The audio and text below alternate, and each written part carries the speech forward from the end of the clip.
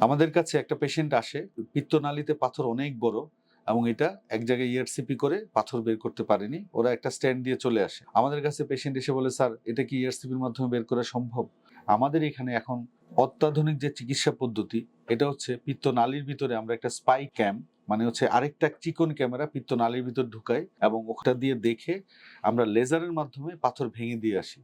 So এইটা এখনো পর্যন্ত সবচেয়ে আধুনিকতম চিকিৎসা পদ্ধতি, যাতে পিত্তনালীর পাথর লেজারের মাধ্যমে ভেঙে নিয়ে আসা যায়। এতে পাথর যত বড়ই হোক, আমরা কোনো কাটাছেঁড়া ছাড়াই ওই পাথর বের করতে পারি।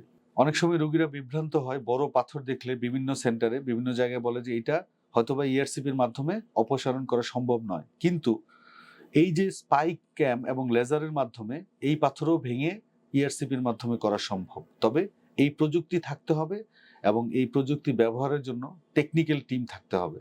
আমাদের সেন্টারে আমরা অত্যাধুনিক এই চিকিৎসা পদ্ধতি অলরেডি শুরু করেছি। আমরা কয়েকটা পেশেন্টের অনেক বড় পাথর ছিল পিত্তনালীতে।